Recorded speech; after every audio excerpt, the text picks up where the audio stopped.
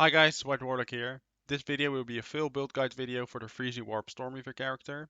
It utilizes Lightning Warp as its main skill and a unique helmet, the Three Dragons, to freeze enemies, hence the name Freezing Warp. We use Ball Lightning as a support skill to facilitate Lightning Warp, as you can jump to it instead of having to get monsters in kill range. The build is quite tanky, especially after getting CI and Mind for Matter, and is a very unique and fun playstyle.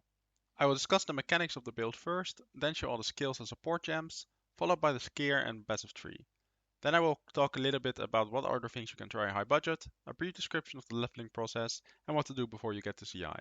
In the description of this video, I included a max roll planner, which has all the passive trees, skill gem links, and all the best possible mirror tier items for each gear piece. So first I will talk about the mechanics of the build. While mapping, you need to first cast Ball Lightning to get targets for your Lightning Warp, after which you might be able to chain multiple Lightning Warps on other monsters with the same pack, or nearby packs when they get damaged by the original Lightning Warp. When Lightning Warp calls an enemy or destroys a Ball Lightning, it creates shocked ground.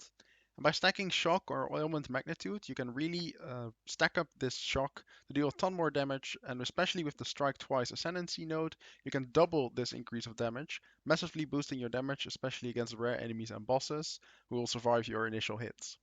Because of our unique helmet, the Three Dragons, when you deal lightning damage, you freeze enemies instead of shocking them. However, because Lightning Warp leaves shocked ground, you still get the double shock, while also applying freeze buildup.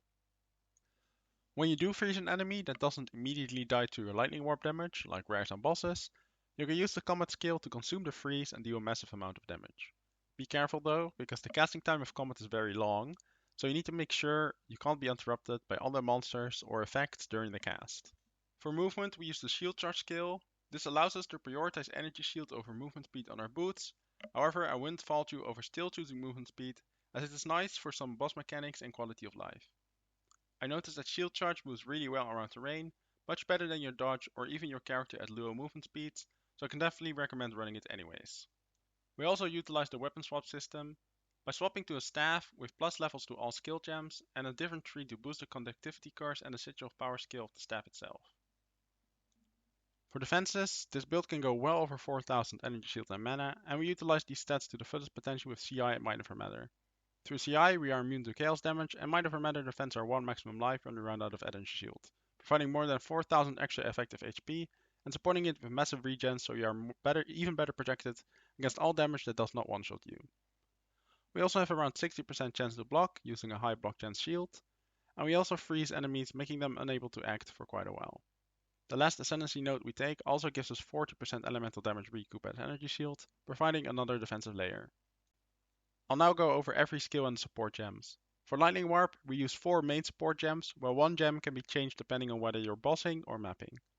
The most important 3 support gems for Lightning Warp in our build are Concentrated Effect, Overcharge, and Considered Casting. Concentrated Effect makes the skill deals 40% more area damage at the cost of basically halving the size of the Lightning Warp. However, its AoE is already quite big, so the downside is not that bad.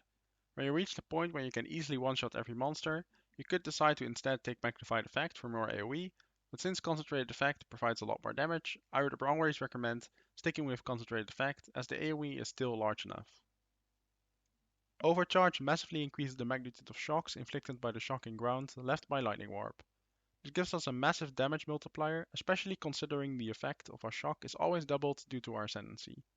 The downside of this gem, less shock duration, doesn't affect our build at all, as the shocked ground duration remains 10 seconds and it keeps the shock applied continuously during those 10 seconds. Next is Considered Casting. Before the latest patch I used Glaciation as the main support in this spot. However, with the damage increase for this support gem, I recommend taking it over Glaciation. Considered Casting lowers the cast speed of Lightning Warp by 15%, but it gives 40% more damage in return. The low base cast time of Lightning Warp makes it so that even without any cast speed on our gear or passive tree, the increase in cast speed applied by this downside is negligible. With this damage, you effectively replace the 50% more freeze buildup, but also add more damage when you don't need the extra freeze buildup, or where bosses have their freeze immunity phases, introduced in the last patch.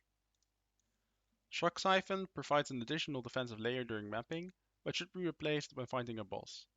However, because map bosses themselves are quite easy at the moment, you don't really need to bother with changing it if you have enough damage to do the fight in less than 1 minute anyways. Shock Siphon gives you 4% of your maximum energy shield back when you kill a shocked enemy. Since you shock everything that doesn't immediately die to your lightning warp or isn't in range for the first lightning warp, you will regain a lot of energy shield if monsters stick around or walk into you. Against bosses, the gem does absolutely nothing if it doesn't have an add phase, and even then it's not worth it. Replace it with super critical for these boss fights. Inspiration reduces your mana cost by 40%. This reduction is so large that you basically never go under 95% of your mana from just casting spells, making it so you have more mana available as an extra health pool thanks to Might of Matter, and your mana regen attributes more to keeping you alive than is needed for casting spells. Moments where you really feel the usefulness for inspiration is when you're doing Breach in a relatively open map. In Breach you can often hold down your lightning warp after just casting your first ball lightning, costing massive amounts of mana normally, but with inspiration you barely notice it. Naturally, if you spend a lot of currency and resources into mana regeneration, inspiration loses its value and you can replace it with supercritical in your mapping setup. Supercritical is a gem that adds more damage to your lightning warp that you don't really need in mapping but helps kill bosses faster. Supercritical lowers the crit chance of lightning warp but massively increases the critical damage bonus. However, we will have enough crit chance on the wand and jewels to compensate for this downside. As ball lightning is the main setup for lightning warp, we don't need it to do any damage. Instead, we want enough projectiles to use lightning warp multiple times per ball lightning cast, improve his base cast speed a little bit, and provide more utility outside its main use as a lightning warp target. For more projectiles, I use Scatter Shot and Unleash. Scatter Shot fires 2 additional projectiles and make it so ball lightning fires in a cone in front of you, while Unleash causes ball lightning to fire 1 or 2 additional times depending on if you used it once or 0 times in the last 4 seconds. Arcane Tempo is simply used to increase the cast speed of ball lightning. Even though it might only save about 0.2 seconds, it really makes your character feel faster. Finally, for mapping, I use 2 gems that grant a small defensive feature to ball lightning. First, Bludgeon knocks back enemies just so slightly, increasing the distance between you and the monster, while keeping it well in lightning warp range. This can help a little bit against being swarmed and gives you a few extra moments to cast lightning warp. Second, Blind is used to infect the blind condition on enemies, which reduces their accuracy and causing them a small chance to miss their attacks against you. For bosses, I recommend swapping Bludgeon for Deceleration. While mapping, the speed of ball lightning is almost perfect, so that you can just move fast enough with your lightning warp to hit multiple packs of enemies. However, using all balls created by the spell isn't necessary for mapping. For bosses, the much reduced projectile speed of ball lightning due to deceleration makes it so that you can inflict more lightning warps before the boss moves out of the way or before you need to cast another ball lightning. This increases your single target DPS, but for mapping the reduced projectile speed is way too slow. Comet is used as an execute for killing bosses and rare maps when you won't get interrupted during its long cast time and only when they are frozen. It's supported with the supports that massively amplify the damage. Biting Frost is one of the main reasons why we want to freeze enemies with this build. When you use Comet on a frozen enemy, it consumes the freeze, letting them out early, but dealing 50% more damage in return. As we can't freeze with ice spells due to our 3 Dragons Helmet anyways, and we don't care about igniting enemies, both Biting Frost and Elemental Focus, which gives us another 25% more damage in return of not being able to inflict any ailments with Comet, are free damage multipliers with basically no downsides. Hourglass is another huge damage multiplier, providing 40% more damage at the cost of a 10-second cooldown added to the spell. As we're not using Comet as a main skill, and only planning on using it once or perhaps twice during a single fight, after freezing a boss, the cooldown does not matter. It only really sucks if you interrupt the spell yourself or get interrupted, so try to avoid using it if you're not sure you can get it off. Inevitable Critical and Leverage are 2 support gems to provide critical strike chance to Comet. Inevitable Critical grants the skill 100% increased critical strike chance if you haven't used the skill before in the last 4 seconds, which you can't do anyways due to Hourglass, while Leverage grants another 50% increased critical strike chance to mobilized enemies. Since we are only using Comet when a freeze is applied, this is always the case. Getting 100% critical strike chance on Comet is necessary, therefore we need to address that for our wand and jewel choices. Luckily, 20% quality on the Comet gem itself gives an additional 2% base crit chance, so that makes it more manageable. The Archmage buff gem gives us extra lightning damage based on our maximum mana. Because we can use mana stacking for defense through Mind of a Matter, and even gain energy shield through our unique amulet, stacking mana now has a massive offensive benefit and defensive benefit as well. It is very important to quality the Archmage gem to 20% quality, as it grants an additional 2% as extra lightning damage for each 100 mana we have. Additionally, we need to support Archmage with the Lightning Mastery support gem to give it +1 level so that it reaches level 21. Archmage doesn't gain levels from our wand as it's not a spell skill, and getting level 21 gets us to a next threshold, granting us an additional 1% extra lightning damage. We don't have the spirit to get clarity, unfortunately. You could get the spirit corruption enchant on your helmet instead of an extra socket to do so, but that's not worth the 2% maximum mana you will lose. We use shield charge in our build as the main way to travel through maps. We don't use it for damage, but the cooldown, reduced by ingenuity, is so low that it provides a great replacement for movement speed, so that we can have more energy shield on our boots. Martial tempo slightly increases the attack speed from 0.5 to 0.4 seconds, and maim support inflicts a debuff if you want to hit an enemy with shield charge, reducing their movement speed and evasion rating. Only the first of those two debuffs is even relevant, and therefore you don't actually need shield charge to be on a 3 link, but a lesser jeweler's orb is worthless, so why not? I would not recommend spending any more currency on extra links as they would barely accomplish anything for our build. We use a new weapon swap system in PoE 2 for 2 spells and support it with different nodes on the passive tree. We use a staff that gives us the Sigil of Power skill, as it grants us another boost to our spell damage when we stand in AoE. As the AoE is quite small, we use Magnified Attack support to increase it. We also use the Persistence support so that we don't lose the combat. Sigil of Power is best used when the boss is starting its animation to enter combat. Some bosses can take quite a long time, so you can staff Conductivity to help new targets and build up 4 maximum stages quite quickly. Our last spell is Conductivity Burst. We use this with our weapon swap so that we can enjoy 4 clusters of curse effect and duration, so that the curse lasts very long and completely destroys the lightning resistance of bosses. It's not worth it to use it on normal monsters, but if you have trouble killing a particular rare, you can always use this, but be careful that you won't be able to use your shield after using Conductivity, and need to cast one of your other spells or weapon swap manually to use your block chance again, not to mention the lost resistances if you rely on your shield for capped resistances. You can use 4 support gems for Conductivity, 2 of which are really important, and the last 2 are just there if you want to spend any resources on very small DPS increases. Currently, there's no real use for a 5th support gem. Heightened Curse increases the effect of the curse, reducing the boss's lightning resistance even further, while the Focused Curse support reduces the delay of the curse taking effect. Combined with the peasantry nodes we get from the weapon swap, we can scale the delay so that it's almost instantaneous. Decaying Hex and Impending Doom provide a small overall DPS increase. Decaying Hex deals 60% of our intelligence and scales damage, while Impending Doom triggers a blast of chaos damage when the curse ends on the monster. As we're not scaling any chaos damage, this extra damage is negligible, but if we have the room for support gems, why not use them anyways? For the gear section, I will mention the ideal base types and the ideal mod on your rare items. Because it will take quite a long time for the real max rolled highest tier mirror items to be created, and for now, especially if you're on a budget, it's okay not to have the highest base or all the affixes you want. That's also why I include extra prefixes and suffixes you can strive for if you need to choose between a few identical items. Let's first start with our weapon. We're using an attuned or a siphoning wand with spell damage, lightning damage, and as much mana as possible for the prefixes. The prefix gain X% of damage as extra lightning damage is also fine, but provides much less damage on Archmage build than in normal builds. It's quite a lot of our damage is already coming from a gain X% mod, Archmage, which the prefix of the wand doesn't scale with. Level of lightning spell scales is the most important suffix on the wand. However, spell levels above 20 massively increase the mana cost, so if you can't sustain the increased mana cost, you might want to go for a wand with higher values of the other affixes over having one with extra levels. The other 2 best suffixes are increased critical hit chance for spells and increased critical spell damage bonus. We need around 100% increased critical hit chance for spells on the wand to get Comet to 100% crit chance, and as we're stacking crit, the critical damage bonus stat is one of the best damage boosts we can get in the whole game. Other suffixes you can look out for are intelligence, mana regeneration and cast speed, and even freeze buildup isn't too bad. For a shield, your highest priority is to get as much block chance as possible. As the other affixes on the shield matter much less, it's a great piece in our build to get as many resistances as possible. For the other prefixes, try to get as much energy shield as possible.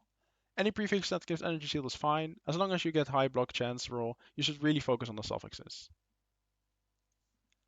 For the suffixes, you want to get as much elemental resistance as possible. All the suffixes you can get are intelligence and strength. Getting higher maximum elemental resistances is also very nice, but requires more resistances on your other gear to get to that level. Finally, you can get the reduced critical damage bonus taken suffix, as you also get 50% reduced on your passive tree, and getting a full 100% is a nice extra defensive layer you can push for on your build later on. Your shield also gets one rune slot. It's very important to get the Soul Core of Salatl. There aren't many sources for percentage maximum mana in this game, so we have to take every opportunity we can get to further increase our mana. Our main item for this build is the unique Solid Mask Helmet, the Three Dragons. It grants the ability to freeze to our Lightning Warp, with the apparent cost of losing its ability to shock. However, when you use Lightning Warp, you create shocked ground, which still applies shock 100% of the time. It's not the hit that's important. Freezing is a very good defensive layer, but it also provides us with the opportunity to use a finisher or payoff skill that can use the Biting Frost support gem. In this build, we chose Comet, as it deals the most damage in the game, but if you want something like Lightning Conduit or another skill, feel free to use that instead. Naturally, when more skills come out, we might switch to a different finisher skill. The Three Dragons is a very cheap unique, and therefore you can also get good corrupt results for cheap. The best result for us is a second rune slot. Later on you can try to get cast on crit by getting 60 spirit on the body armor and 30 spirit as a corruption enchant on the helmet as well.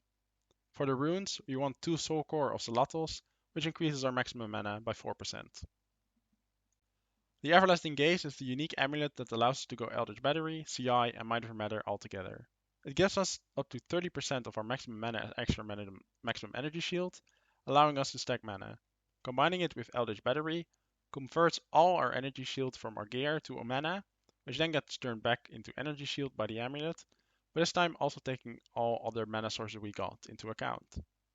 Energy shield has a lot of synergy with the top part of the tree, and going CI allows us to be completely immune to chaos damage. The amulet also provides us with the mana itself and a nice 50% increased mana regeneration, helping us with sustaining the large mana pool we have. For annoyance, more stun threshold is really good, as stuns are the highest danger to our build, as we're often melee range. Being frozen is also a problem for ES builds, and Icebreaker can solve that, but it's more expensive to anoint. Adverse Growth is another possible defensive anoint, but since we're already using the bell that gives 50% mana recoup, I don't think we need another 25% recoup over the stun and freeze threshold nodes. Finally, if you want more damage, you can anoint Lay Siege, another node just like one we already take on our passive tree, which grants us 1% increased damage for every 1% block chance we have. We have a 41% block chance shield, and our passive tree nodes, that's 59% increased damage. For the rings, we want 2 rare breach rings. We ideally want high mana and mana regeneration rolls on both, so that we can quality them with 50% mana quality and get massive amounts of mana and mana regen. Rings are also good sources of rarity. Rarity in Path of Exile 2 is much more useful than in PoE 1, also increasing the best currency drops. If you can fit it into your build, you should try to find it. Especially on the ring slot where there are really only 2 other good prefixes, there's a good opportunity to get rarity here. Next to mana and rarity, lightning damage is the only good prefix left. Cold damage is also fine for Comet, but since we run Archmage, most of our combat damage is actually still lightning damage. You can use the rings to fix your resistances, but often you should use one of them to solve your dexterity or strength issues, as you need 46 dex for your helmet and 76 strength for an expert omen crash shield. Getting intelligence is kind of the same, as you can always use your passive tree nodes to get strength instead of intelligence if you got a lot of intelligence on your gear. Other suffixes you can use are rarity or cast speed, but the top 3 are definitely the most important for the build. For body armor, you want as much energy shield as you can possibly get. Unless you need resistances, this item is basically only for that purpose. The 2 iron runes we can put into our body armor increase this ES even more. If you got more currency for a better body armor, or you have to choose between similar ones, think about whether you need more resistances or more attributes. If you can get the attribute on the body armor, perhaps you can get better rings without. Gear is always a puzzle for everyone to figure out through balancing their resistances and attributes, but that's what makes the game fun. You can also decide to get some spirit on the body armor. 60 spirit would be enough to get blink or cast on freeze, but you can also get up to 30 spirit on the helmet as a corruption result, and a total of 90 spirit is enough for a 20% quality cast on crit setup, which can give you a lot of extra boss DPS as it triggers often enough on bosses. When you got a lot of currency and you can find a body armor with enough ES and spirit, it might be your best choice, even though losing the 2% maximum mana from the second skull core on the helmet does hurt. For gloves, getting as much energy shield as possible is also important. However, the current highest ES base type is very low, so you won't reach very high numbers. Therefore, the best prefix for the gloves is maximum mana. The Expert Integrate Blaze is the best base for gloves as it has the most DS, but the difference is a lot smaller than with body armors, for example, so you can choose the best suffixes and prefixes before choosing the best base. As we are a crit build, critical damage bonus is a great suffix for us, and something you definitely want to prioritize on the gloves. Rarity is also nice to have, and intelligence is always good, but you can always get more resistance on the gloves as well, as you definitely need to get capped resistance. As the gloves don't give much energy shield, the Soul Core of Salato, which gives us 2% maximum mana, is the better rune for our build over the Iron rune. For our belt, we use the unique Midnight Braid belt. It gives us a small amount of flat mana and elemental resistances. However, the last line of the unique is the reason we're using it. Recouping 50% of all damage taken as mana, which will occur over 8 seconds, gives us additional survivability if our ES is down and we take direct mana damage. If you got more currency, you should try to get a good corrupt on your belt. Maximum energy shield is best in slot, but getting attributes and resistances is fine, as it might open to an epic slot for your other items. An increase to a maximum elemental resistance is also good if you have enough resistances to use that extra survivability, but maximum energy shield is heavily preferred as the best defensive corruption on the belt. When you start out with CI in mind for meta, this belt is a requirement for this build. However, when you go big budget, you might want to place with the Ingenuity belt, a belt that increases the effects of your rings, which could give you a lot of more mana and mana regen, and even more resistances, attributes, or rarity if you got those on your rings. For the boots, the base that gives us the most energy shield is the Expert Feathered Sandals base. For the prefixes, you want as much mana as possible, and you want as much energy shield as possible. You can also run movement speed if you like, but in my opinion this build doesn't need movement speed that much as other builds do. This is mostly a matter of playstyle, and if you want raw stats over how you feel while playing, you should choose energy shield. If you really want movement speed, you should just get movement speed. Your boots are also a great source of resistances, as besides intelligence and rarity, there aren't really any good suffixes on the boots. Reduced chill or freeze duration is a suffix you can settle for, but resistances, rarity, and intelligence take heavy priority. Boots can get more energy shield than the gloves do, but if you got enough mana, the Soul Core of Salato is still better than the Iron rune for our build. On a low budget, getting an Iron rune isn't too bad for the boots however, as you can save more currency for later upgrades or Soul Cores on your other gear. Our final gear piece is our weapon swap staff. We use the Chiming Staff base to get a Sigil of Power, and then support our Skur setup with as much levels and as much mana as possible. Other affixes don't really matter on the staff.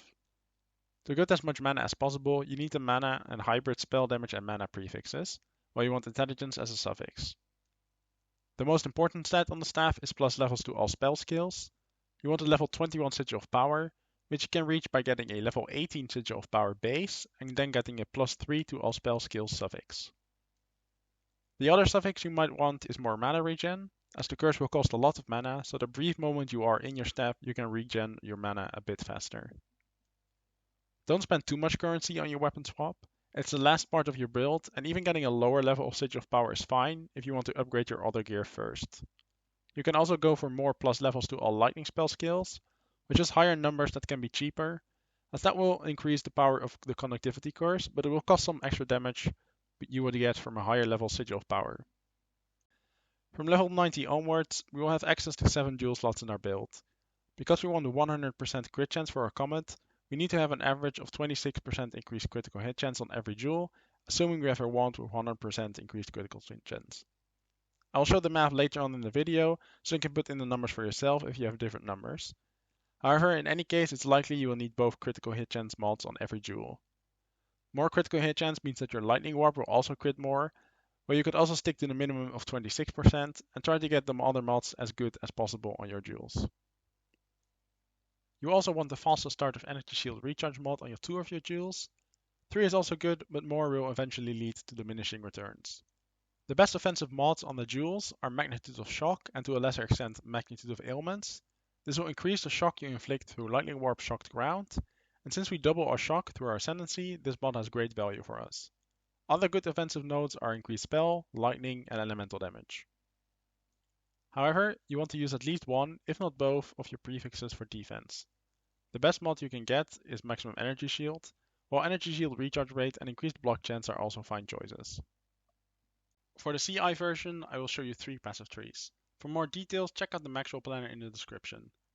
You can see that in all passive trees I've used the weapon swap system. The red node should be the one used with your main wand and shield setup, while the green node should only be used with the staff setup. If you don't run the weapon swap setup, then allocate the red passives as if they were just normal passives, and ignore the green passives.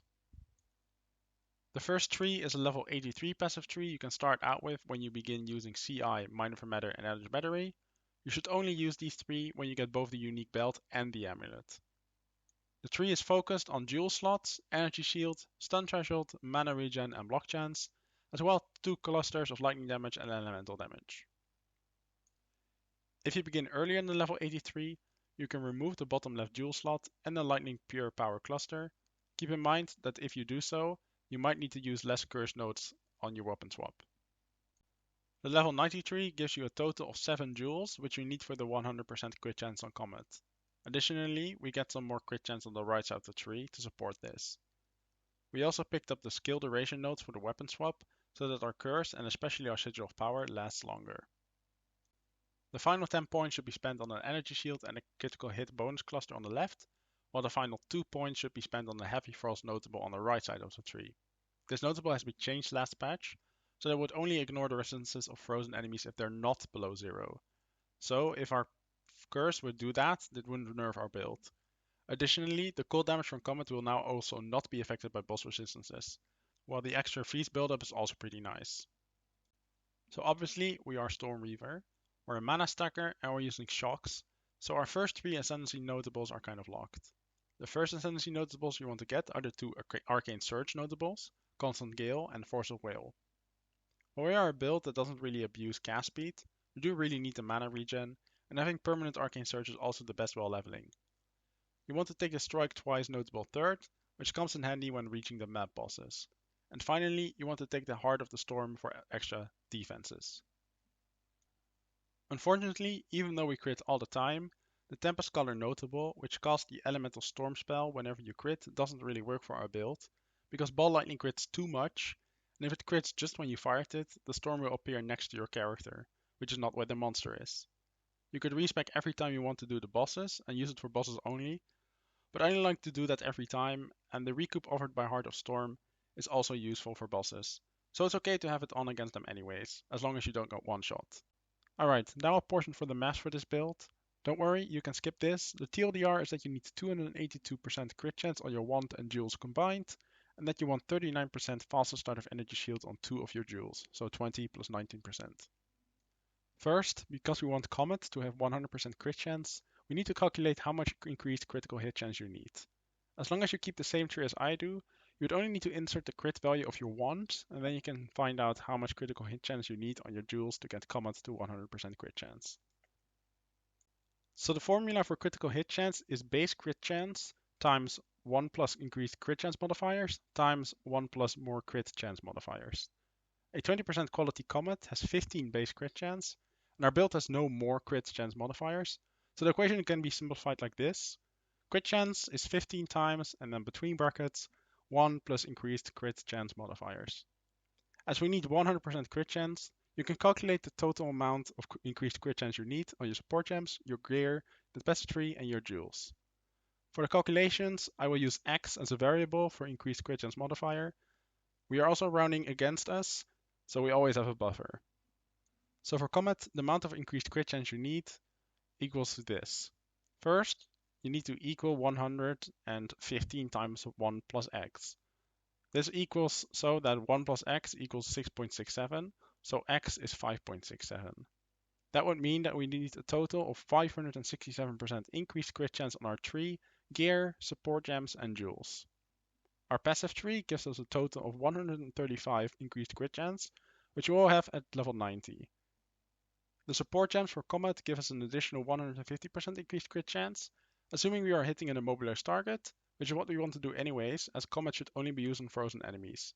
In addition, you can only cast Comet once every 4 seconds, but since we use Hourglass to give Comet a 10-second cooldown, that is not a problem. In total, we need 567 minus 135 minus 150 is 282 crit chance on our gear and jewels, which is very possible. My wand, for example, has 104% crit chance, which is the highest tier you can reach, but even if you don't, you can buy jewels up to 30% crit chance. So with 7 jewels each with 30% crit chance, you need a wand that has at least 72% crit chance. However, since those jewels are very rare and very expensive, especially if you want to have other good mods for us, I would recommend getting as much crit chance as possible on your wand to lower the cost and increase the availability of your jewels. Just for your information, with our 135% increased crit chance on the tree and exactly 282% on our wand and jewels, your lightning warp should have a crit chance of almost 57% and your ball lightning about 46.5. Next, to calculate how fast you start regenerating energy shield after you stopped taking damage, we can use the formula from PoE 1. It is the same formula as far as we know, but the base recharge time for PoE 2 is longer, so you need more faster energy recharge rate to reach a good amount for yourself. The equation is as follows. The lay period equals 400, which is the base time, divided by 100 plus R, where R is the amount of faster start of recharge you have. We have a total of 90% faster start of energy shield recharge on our tree. Because while we do have 110% faster start of energy shield, we also have the notable patient barrier, which gives us 60% maximum energy shield in return of minus 20 penalty to the start of energy shield recharge. In my opinion, the sweet spots for the start of energy shield recharge is either 1.5 seconds or 1.75 seconds. 1.5 seconds would require 167% faster start, but 1.75 would only require 129% faster, which you can easily reach with only 2 joules. Obviously, you can go even further. For example, if you would have on average 17% faster recharge on all your 7 joules, you would have a delay of 1.3 seconds. As you can see, there's a diminishing return problem with this, so I would recommend only searching for it on 2 joules. And if you can't get better joules, you can always take more faster start of energy recharge on your other joules. Let's say you found multiple mirrors and you want to try out this build instead of a meta build. Here are some untested ideas which you can use for your lightning warp build. First, you can corrupt your 6 link gems to try and get the levels 21 gem. This will likely be very expensive as perfect jeweler orbs increase in price. You could also try and get a good corrupt on the amulet, such as resistances, rarity, or attributes. Next, you can try out some high budget uniques. The first is the Dream Fragment ring unique. This one gives 20% increased maximum mana and makes it so you can't be chilled or frozen, which is a very great defensive layer. I would only recommend one, but since they're currently priced at a mirror, I'm not even close to trying them out myself. Second is the Ingenuity Belt, which increases the bonuses you get from your rings. If you got a Dream Fragment or very good Breach rings, you would get a lot of mana and mana regen from the belt. This is the item I would buy first if I had a high budget myself. You could also try out the Mahuk-Sotl Machination Shield, with a +1 socket corruption and put 3 Soul Core Ocelottles in it. This shield could give up to 15% maximum mana per socket, so a total of 45% maximum mana. However, you will lose the resistances on your shield and a lot of block chance, but the massive amount of extra mana you gain from the shield will kind of help with the defense lost. There's also a unique mana flask that seems really interesting for our build, as the downside of the flask would deal chaos damage to us, which we are immune to.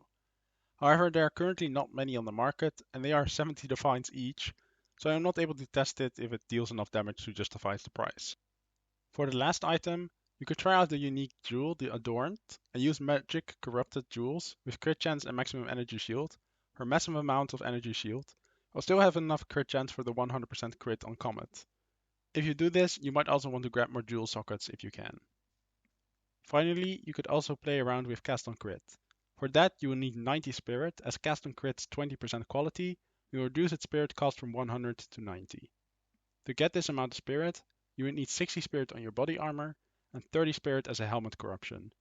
This is something I would like to try out myself, as cast on crits seems to still really work well against bosses.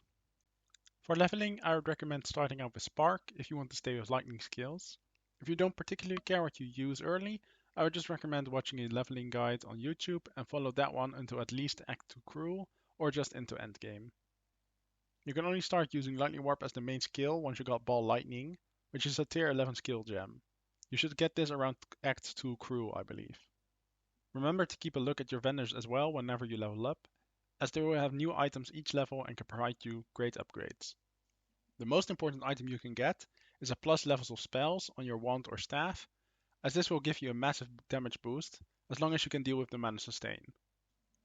Once you've reached endgame, you can use the passive tree I included in the Maxwell Planner. It's close to the same as the CI version, but it has less energy shield nodes. However, I would still recommend getting some energy shield nodes, like I do in this tree, because getting life is hard and ES can provide you with some great extra life pool. Prioritize getting the Arcane Surge effect as soon as you get the Arcane Surge Ascendancy node in Act 2, and then start looking for more mana regen and damage. Take the block nodes whenever you switch from a staff to a 1+ shield setup and get a nice block chance shield. You can start using a weapon swap whenever you feel like, but getting one after you switch to a 1 setup seems the best, as you can use the staff you just had for the weapon swap setup. You can get the 3 dragons at level 45 already. When you do, check if getting glaciation support is needed for freezing enemies, especially bosses, as that might drastically improve your campaign and early mapping. Finally, I will give you some tips for mapping and bossing. So for mapping, the first advice is general for every build, and that is that you don't need to kill everything. Try to stay on path, search for rares, and kill as many monsters as possible without backtracking and wasting time. Next, you can always stop shield charge by initiating a dodge roll, which you can also use to immediately change directions or to get to corridors or doors. Remember that it's fine to retreat a little bit and to try to gather monsters together. If you can avoid being hit, you can also start your ES recharge this way. And finally, avoid burning ground maps at all costs. They really suck for ES recharge, as you might need to stand still a lot. Burning ground just continues to burn it, and without being able to regenerate like life does, you just need to stand still until you can finally recharge again on a non-burning ground spot. Now for bossing, obviously you want to start with Sigil of Power and a curse on the boss. However, you can also get easy stages by spamming your Conductivity if the boss has a longer wind-up time. This way you can get more damage for the first hits you'll deal.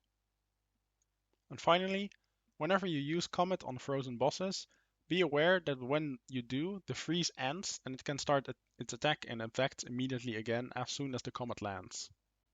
Alright, that was the end of the build guide video. Hope you guys enjoyed it and learned from it. Don't forget to check out the Maxwell Planner, and if you got any questions, feel free to ask me in the comments. I'll try to answer them as soon as possible. If you did enjoy it, please leave a like and subscribe, but for now, have a good day and see you later.